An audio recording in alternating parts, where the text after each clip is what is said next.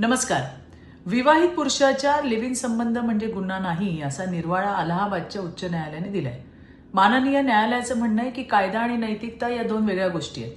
पण माझं असं म्हणणं आहे, जेव्हा नातेसंबंधांचा विषय असतो ना, तेव्हा कायदे हे केवळ कागदावरचे नियम नसतात, ते समाजाची नैतिकता टिकवण्यासाठी असतात. आणि जर नैतिकतेलाच तडा जात असेल तर तो केवळ कायद्याचा मुद्दा कसा काय राहील? तो समाजाचा प्रश्न बनतो.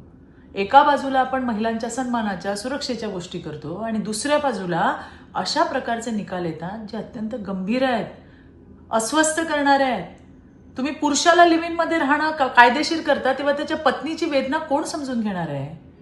त्यांच्या लेकरांच्या आयुष्यावर जो होणारा परिणाम आहे तो कोण आणि कसा भरून काढणार आहे? लिव्ह इनच्या नावाखाली कित्येक महिलांची फसवणूक आणि शोषण होत आहे आणि आपण त्याकडे फक्त कायद्याच्या चौकटीत बसतं म्हणून दुर्लक्ष करायचं आहे का?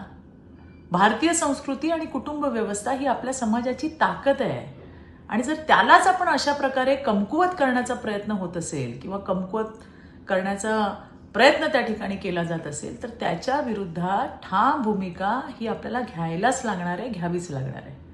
माझं स्पष्ट मत आहे, अशा निकालांचा समाजावर होणारा दुष्परिणाम दुर्लक्षित केला जाणार नाही आणि याच्यावरती व्यापक चर्चा आणि या निकालाचा पुनर्विचार होणं अत्यावश्यक आहे.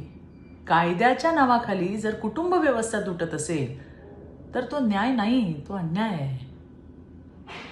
विचार करा आणि तुम्हाला काय वाटतं या विषयावरती नक्की व्यक्त व्हा. धन्यवाद. जय हिंद, जय महाराष्ट्र.